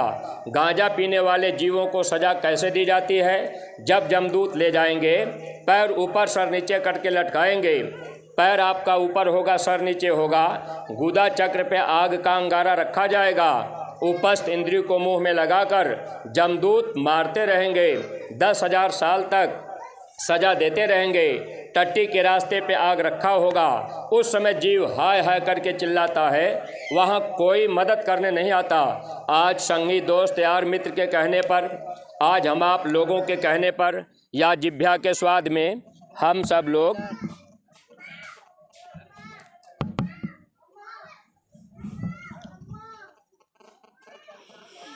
साढ़े तीन बजे खत्म करें ना, 3:30 में, 3:45।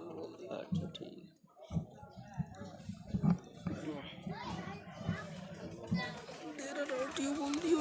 बोल 2-3-4 लोग हैं अंदर से।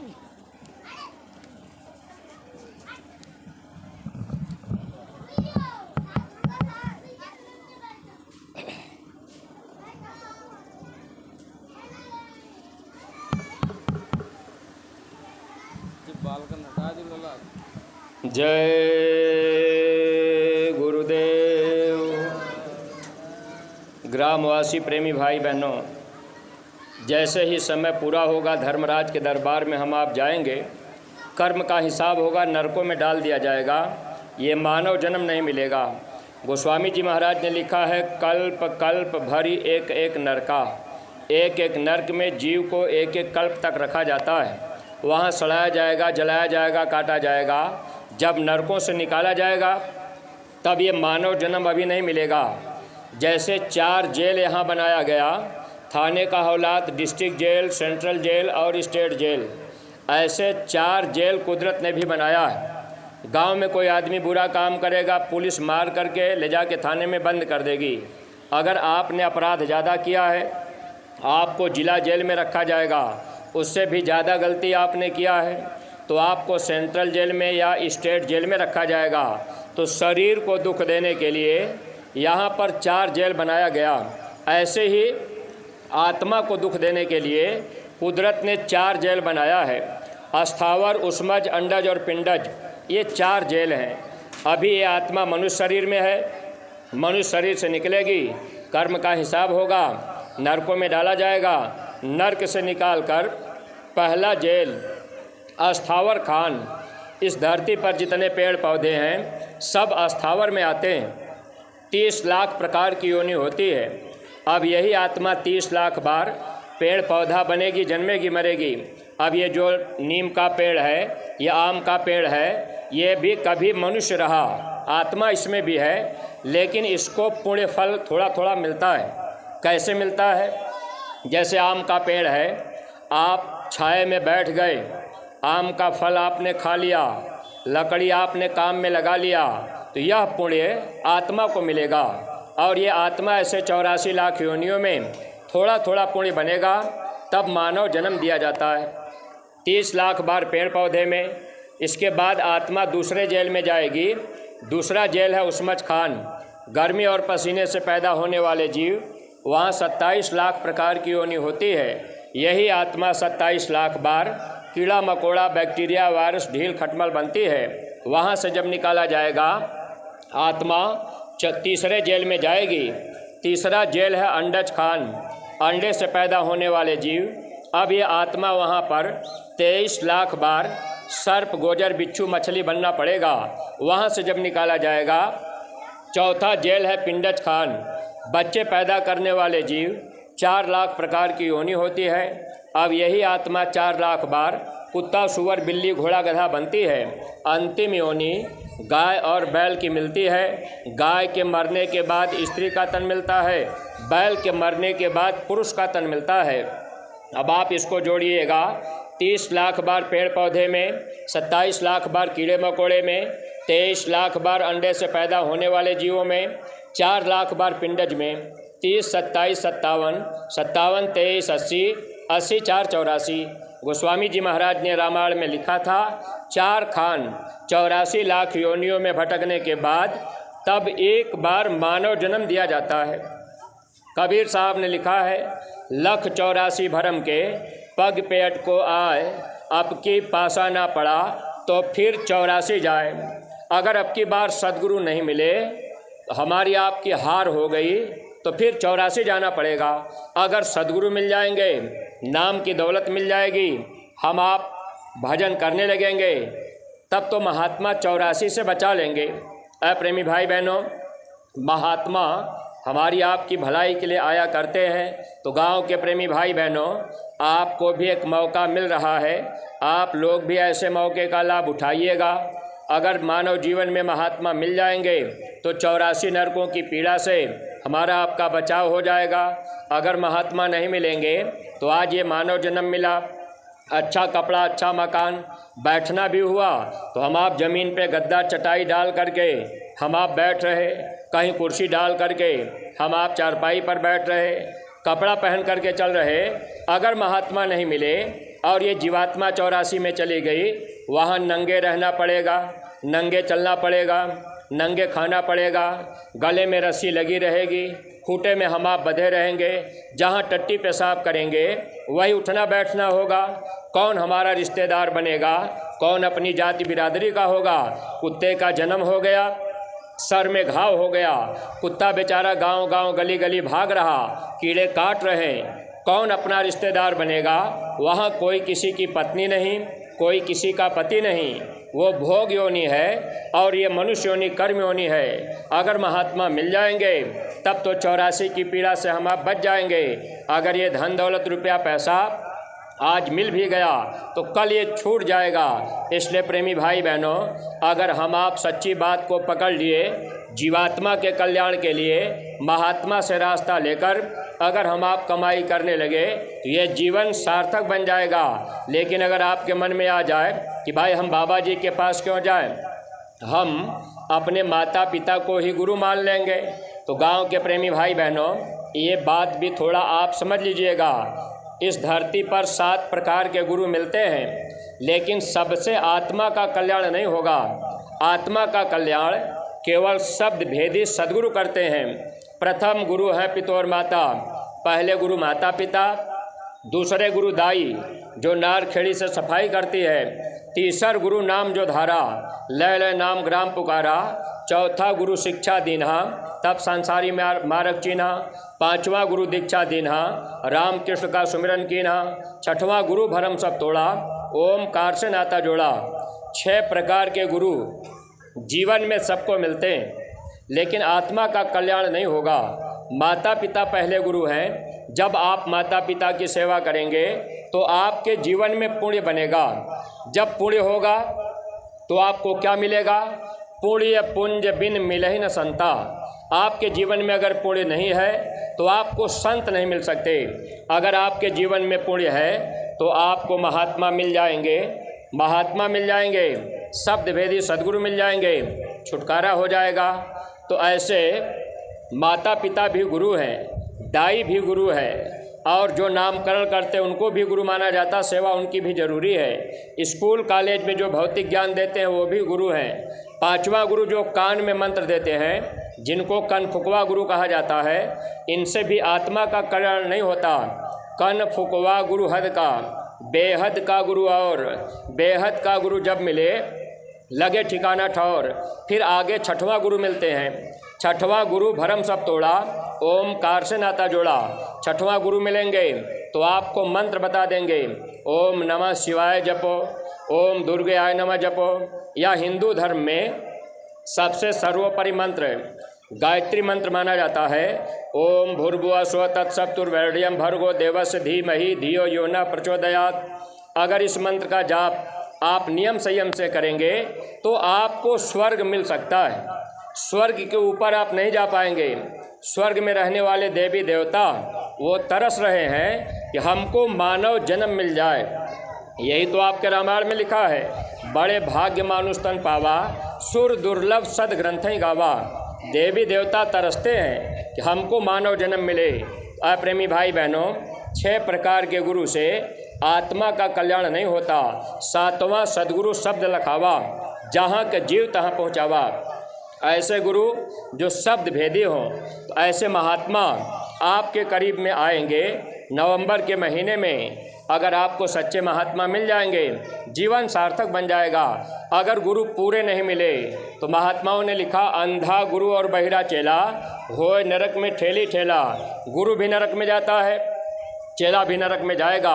एक बार एक जगह सत्संग हो रहा, सत्संग खत्म हुआ, एक भाई हमसे बाद में कहने लगे कि हम आपको गुरु बनाना चाहते हैं। हमने कहा अगर आप हमको गुरु बनाएंगे तो हम भी नरक में जाएंगे और आप भी नरक में जाएंगे।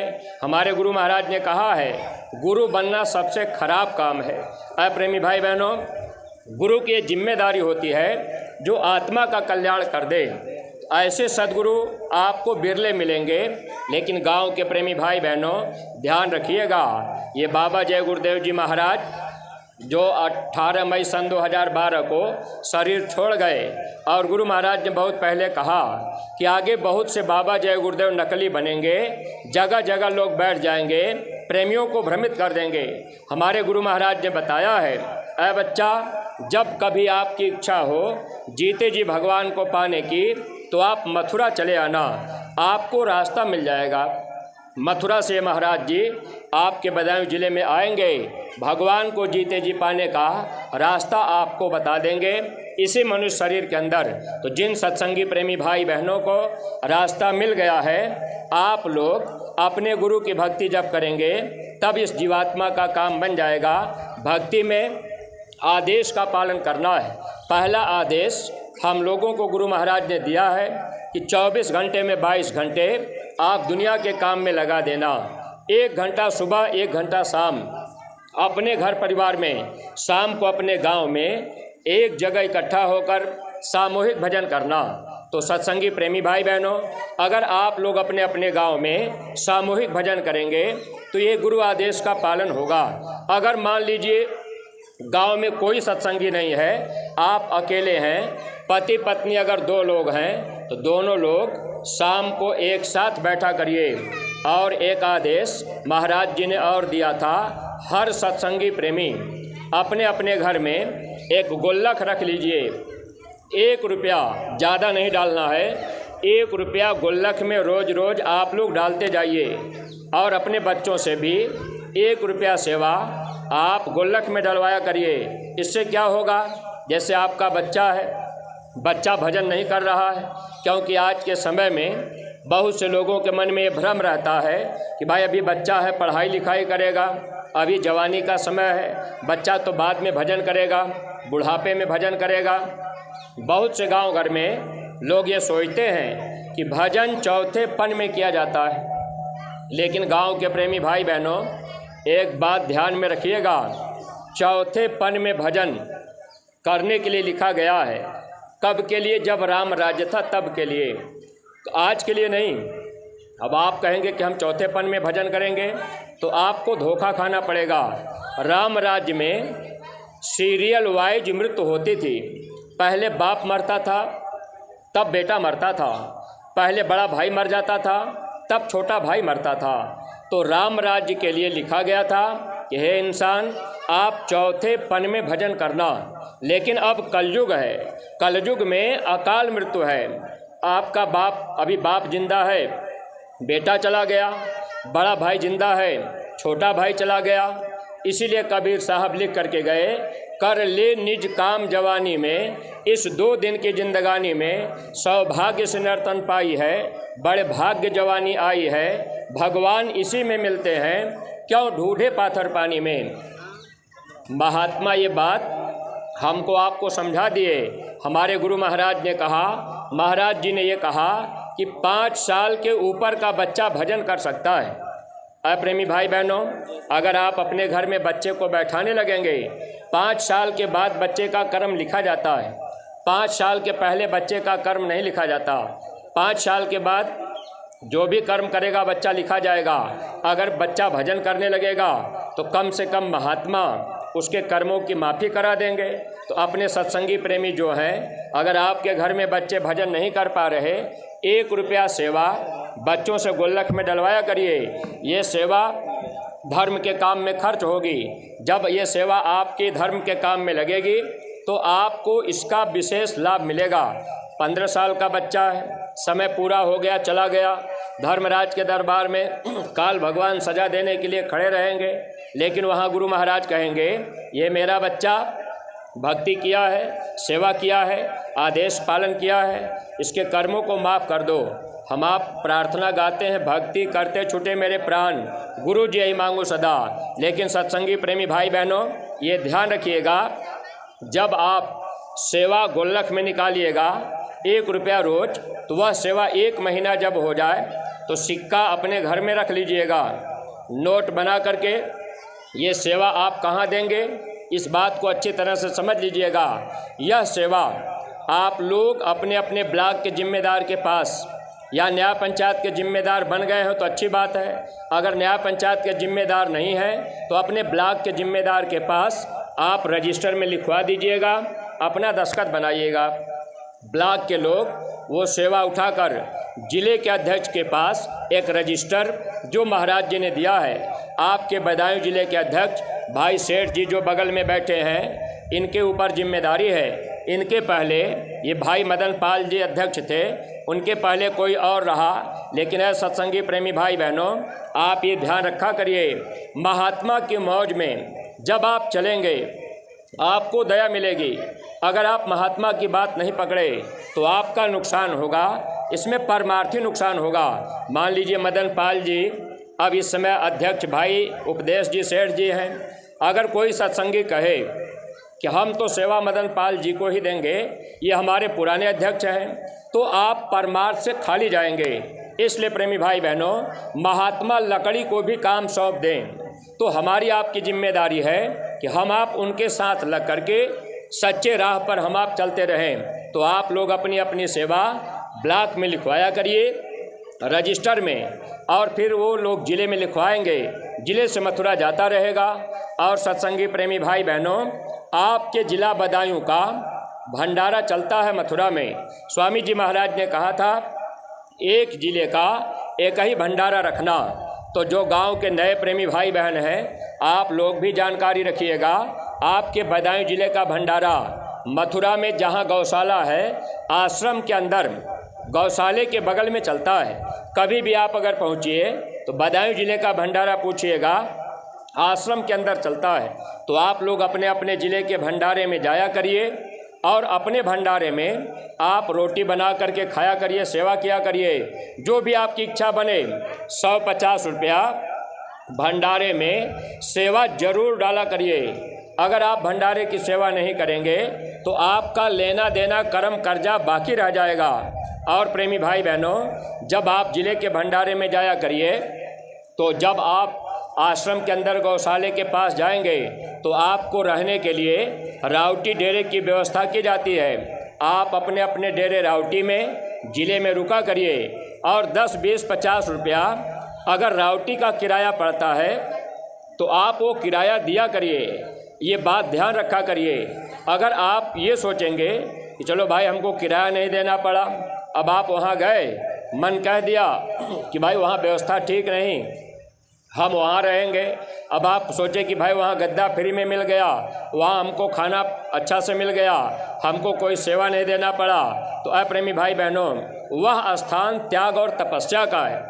आप अपने घर में अच्छा भोजन कीजिए, अच्छे गद्दे पर सोइए, लेकिन जब गुरु दरबार में जाइए तो आप ये कोशिश कीजिए, हम आप कहीं गुरु महाराज के दरबार में, जहाँ गुरु महाराज चारों तरफ पैदल चले, जहाँ गुरु महाराज ने सेवा किया, उनके चरणों की धूल है, अगर आप उस मिट्टी में जा कर के प्लास्टिक डाल करके लेट गए तो आपके कर्म माफ़ होंगे।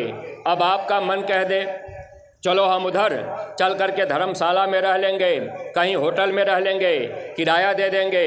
अप्रेमी भाई बहनों, जो लाभ आप लेने के लिए मथुरा गए वह लाभ आपको नहीं मिल पाएगा। भगवान राम जब अपने गुरु के पास रहे तो कभी गद्दा नहीं खोजे कि हमको गद्दा मिल जाए हम सो जाएं। हम आप गुरु दरबार में जाते हैं तो हम आप ये चाहते हैं कि हमको रहने की व्यवस्था, सोने की व्यवस्था, भोजन की व्यवस्था मिल जाए। वहाँ तो गुरु की मौज में रहकर जो जैसा मिल जाए आप वैसे नमक रोटी खाकर सेवा कर लीजिएगा, और ये धूल मिट्टी अपने शरीर में लगे, हम आप वहाँ सेवा करें। लगाने का मतलब ये नहीं कि आप धूल शरीर में पोतें, मतलब ये है कि जब आप वहाँ जाइए तो सेवा कीजिए। ये मत देखिए कि हमारा कपड़ा गंदा हो जाएगा हम सेवा करेंगे। तो प्रेमी भाई बहनों, ये सेवा का भाव जब आपके अंदर आ जाएगा, महात्मा लेना देना पूरा करा देंगे। एक बार बाबा जय गुरुदेव जी महाराज गुजरात में काफिला लेके जाने वाले थे। एक प्रेमी के पास गुरु महाराज ने फ़ोन किया। गुरु महाराज ने कहा, अरे बच्चा देखो मैं जा रहा काफिला गुजरात लेकर, 50,000 रुपया सेवा भेज देना, तुम्हारे पैसे को वहाँ भंडारे में हम खर्च करा देंगे, लेना देना पूरा हो जाएगा। वो प्रेमी समय पर सेवा नहीं दिए। स्वामी जी महाराज काफिला लेकर के चले गए। गुरु महाराज फिर काफिला पूरा करके वापस आए। 2 महीने बाद वो प्रेमी मथुरा गए, स्वामी जी का दर्शन किए, सेवा देने लगे। स्वामी जी ने कहा, बच्चा इसको ले जाओ अपने काम में लगा लेना। तो उन्होंने कहा, हुजूर आपने 50,000 कहा था, ये 1,00,000 रुपया है। प्रेमी भाई बहनों, कभी आप ये मत सोचिएगा कि महात्मा रुपए पैसे के भूखे होते। गुरु नहीं भूखा तेरे धन का, उनको धन है नाम रतन का, पर तेरा उपकार करावे, भूखे प्यासे को दिलवावे। महात्मा हमारा आपका उपकार चाहते हैं। स्वामी जी महाराज ने कहा, बच्चा इसको ले जाओ अपने काम में लगा लेना, अब मैं क्या करूँगा। उन्होंने कहा, हुजूर रख लीजिए। स्वामी जी ने कहा, अगर उस समय तुम देते तो हम तुम्हारे पैसे को वहाँ गुजरात में भंडारा में खर्च करते, लोगों को रोटी खिला देते, तेरा लेना देना पूरा हो जाता। बच्चा तेरा कर्जा बाकी रह गया, वह कर्जा चुकाने के लिए तुमको कई बार गुजरात में जन्म लेना पड़ेगा। तब वो प्रेमी रोने लगे, कहने लगे, गुरु महाराज आप दया कर दीजिए, आप तो दयालु हैं। स्वामी जी ने कहा, दया वचन में दी जाती है। प्रेमी भाई बहनों, गुरु महाराज के वचन हैं, एक जिले का एक ही भंडारा रखो। तो जिसको जिला का अध्यक्ष वर्तमान में बनाया जाए, आपको ये ध्यान रखना चाहिए उनके दिशा निर्देश में जो कार्यक्रम हो तो उससे हमको आपको लाभ मिलेगा। जैसे आप विचार कीजिएगा थोड़ी देर के लिए, अभी राजस्थान में एक कार्यक्रम बदायूं जिले को कराने के लिए गोद दिया गया था टोंक में। वह कार्यक्रम कराने के लिए भाई उपदेश जी अपने लोगों को लेकर 2-3 गाड़ियां लेकर गए थे। 2-2.5 लाख रुपए खर्चा हुए। न अगर संगत ने जो दिया वो तो इन्होंने लगाया, अगर नहीं भी लोगों ने दिया, कम दिया, तो इन्होंने अपने तरफ से लगाया, कार्यक्रम हुआ। अगर आपका भी उसमें 10, 20, 50 रुपया लग जाए तो अगर वहाँ राजस्थान में किसी का लेना देना होगा तो महात्मा उसको अदा करा देंगे। अभी मध्य प्रदेश धार जिले में एक कार्यक्रम आपके बदायूं जिले को दिया गया था। तो जब आप जिले की मुख्य धारा में रहेंगे तो आपको लाभ मिल जाएगा। अब मान लीजिए अब आपका मन बन जाए कि भाई हम जो अध्यक्ष हैं इनको नहीं देंगे, हम भाई मदन पाल जी को देंगे, ये पुराने हैं तो आपने इनको दिया। अगर ये ले जा करके मथुरा पहुंचा भी दें तो आपको इसका लाभ नहीं मिलेगा। इसलिए आप ध्यान रखा करिए, वक्त गुरु की मान तेरे भले की कहूँ, छोड़ पुरानी टेक तेरे भले की कहूँ। तो सत्संगी प्रेमी भाई बहनों, आप लोग अब महाराज जी के कार्यक्रम की जो सेवा है, आप लोग अपने अपने ब्लॉक के जो जिम्मेदार हैं उनके रजिस्टर में लिखवाइएगा। महाराज जी के कार्यक्रम में एक एक कार्यक्रम में 2 से 2.5 लाख रुपए खर्च हो जाएंगे। तो आप जो भी सत्संगी हैं, चूँकि आपको जानकारी है कि नए लोगों से आपको सेवा नहीं लेना है। अगर मान लीजिए अब आपके गांव घर में कोई कहे कि भैया बाबा जी आ रहे हैं, हमारा भी ले लीजिए, तो पहले तो आप ये ध्यान रखिएगा, गुरु महाराज ने मथुरा के मंदिर में लिखवाया है, कृपया मांस मछली अंडा शराब खाने पीने वाले लोग इसमें पैसा न डालें, अति कृपा होगी। आप गांव के जो भी प्रेमी हैं, आप लोगों के लिए महात्मा हमेशा हित तो चाह रहे, लेकिन आज हम आप बुराइयों में फंसते जा रहे। जो सत्संगी प्रेमी हैं, आप गांव का अगर कोई आदमी कहे कि हम महाराज जी को सेवा, हम महाराज जी के कार्यक्रम में 5,000 सेवा देंगे, अगर वो सत्संगी नहीं है, नामदानी नहीं है, शाकाहारी नहीं है, अगर उन्होंने कह दिया कि हम 5,000 देंगे, तो आपका मन कहेगा चलो भाई 5,000 ये दे रहे, सेवा में लग जाएगी। ऐसे प्रेमियों की सेवा आप अपने रजिस्टर में नहीं लिखेंगे। अगर वो तैयार है देने के लिए तो उनसे कहिएगा कि भाई आप अभी नए हैं, अभी आप गुरु महाराज के दरबार में नहीं गए हैं, तो जब महाराज जी आएंगे तो आप अपने हाथों से महाराज जी को दे दीजिएगा। और भंडारे में आप सत्संगी प्रेमी अपना अपना खर्च कीजिएगा, 10,000 20,000 अधिक से अधिक आप लगा लीजिएगा। जितना अधिक आप लगा लेंगे, जैसे ये कार्यक्रम आपने कराया, अब इसमें 10-5 हज़ार रुपया आपका लग गया, ऐसे ही महाराज जी के कार्यक्रम में एक एक सत्संगी प्रेमी आप 10-5 हज़ार लगा करके इस सेवा का लाभ लीजिएगा। कोशिश ये कीजिएगा कोई सत्संगी प्रेमी भाई बहन बाकी ना रह जाएं, सबकी सेवा महाराज जी के कार्यक्रम में लग जाए। स्वामी जी महाराज जी एक बार कहा था, अरे बच्चा, अगर आपके पास 2 बेटे हैं, एक बेटा हमें भी अपना मान लेना, जितना आप अपने बच्चे के पढ़ाई लिखाई में, शादी विवाह में, घर मकान बनाने में खर्च कर रहे, उतना मेरे लिए भी खर्च करना। तो स्वामी जी महाराज ने कहा कि जब मौत का समय आएगा, ये दुनिया के बच्चे आपके काम नहीं आएंगे, हम आपके काम आएंगे।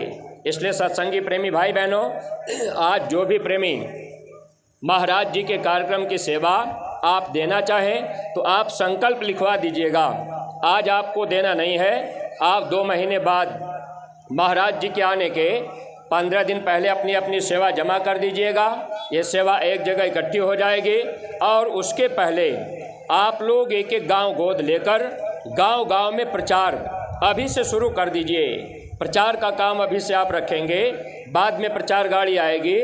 जिस गांव में आपने प्रचार किया है उस गांव से 10, 20, 50 आदमी अगर महाराज जी के सत्संग में आ जाएंगे, उसका फल आपको मिलेगा।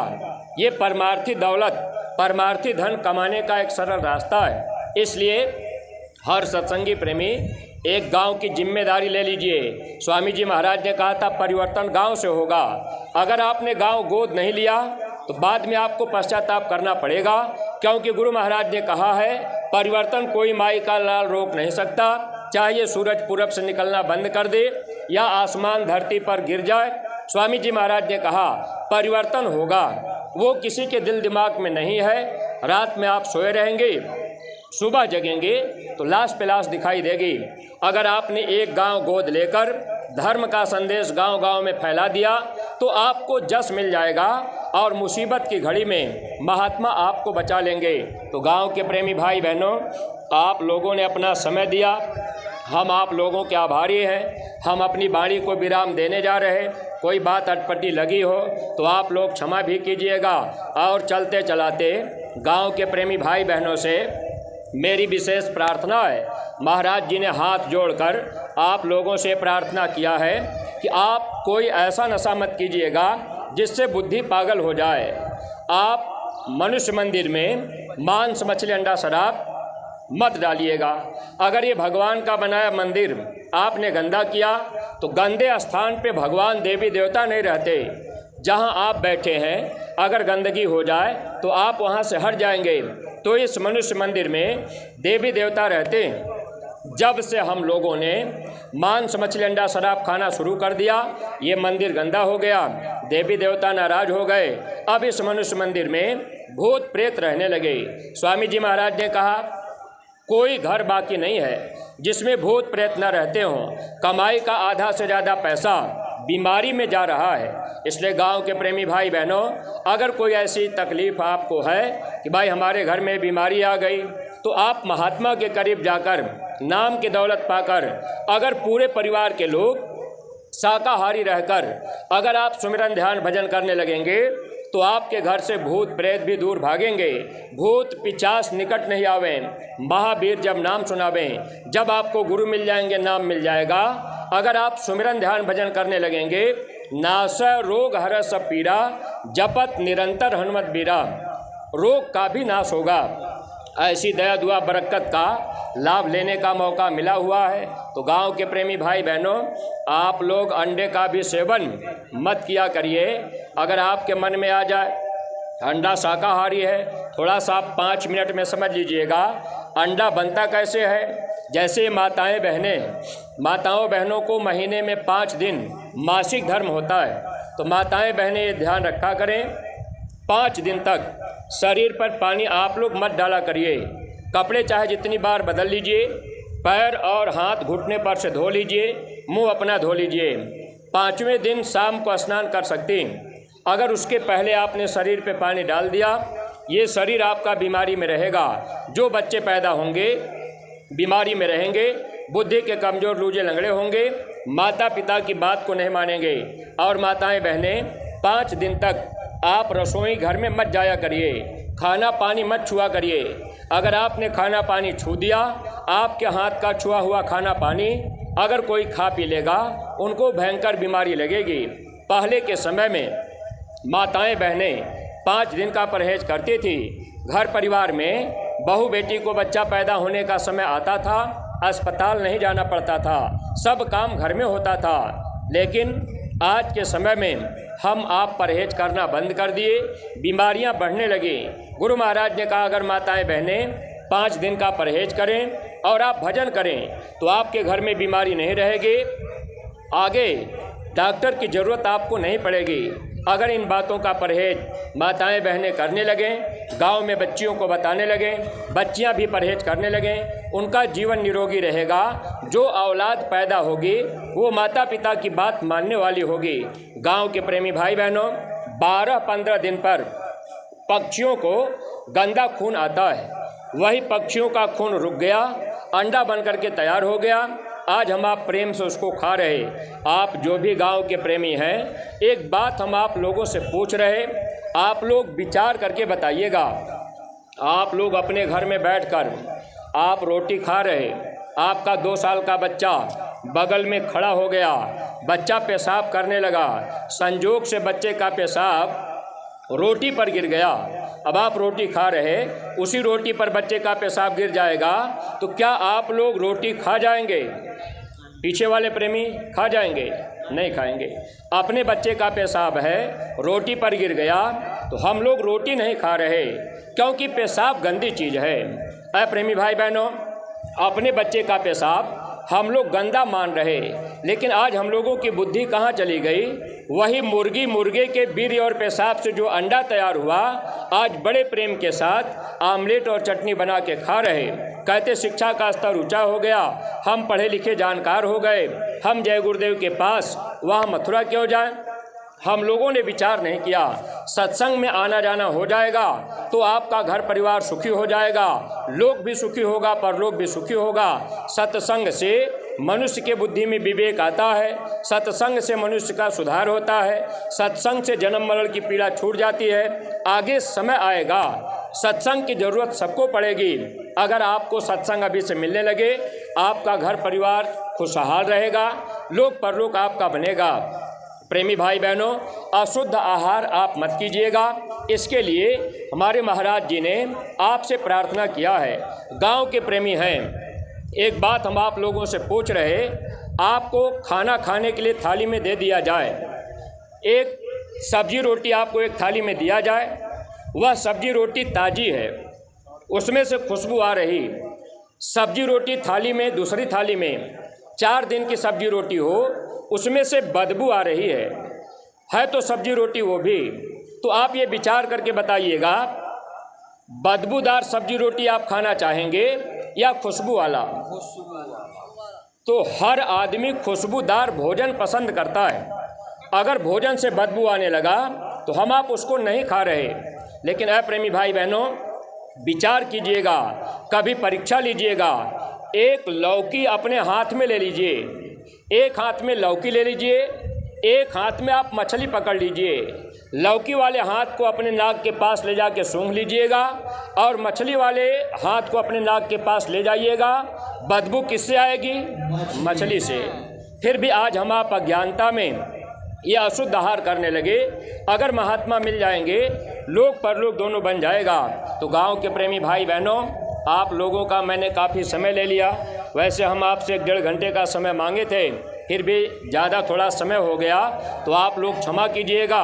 कोई बात अगर अटपटी लगी हो तो आप क्षमा कर दीजिएगा। और अपने जो सत्संगी प्रेमी हैं, आपको मालूम है हमारे गुरु महाराज के दरबार मथुरा में लगभग 3-4 हज़ार गाय बैल सांड बेचे नहीं जाते हैं। स्वामी जी महाराज ने कहा था कि बच्चे मेरी प्यारी गाय हैं, मैं उनको बेचूंगा नहीं, भीख मांग के खिला लूँगा। क्योंकि गाय और बैल जब मरते हैं तो इनको मानव तन दिया जाता है। गाय को स्त्री का तन, बैल को पुरुष का तन। अगर गाय बैल को काट दिया जाएगा तो ये आत्मा प्रेत योनि में जाएगी। प्रेत योनि से होकर अगर वो मानव जन्म में आएंगे तो वो बच्चे चिड़चिड़े स्वभाव के होंगे, क्रोधी स्वभाव के होंगे, माता पिता की बात नहीं मानेंगे। तो गायों की सेवा के लिए अपने सत्संगी प्रेमी भाई बहन जो श्रद्धा भाव सेवा आप लेके आए होंगे, ये झोली वाले प्रेमी आपके बीच में जा रहे, तो आप लोग अपनी अपनी सेवा झोली में डाल दीजिएगा। ये मथुरा गुरु दरबार में प्यारी गायों के लिए सेवा चली जाएगी। प्रार्थना सब लोग बोलेंगे, जय गुरुदेव। मेरे प्यार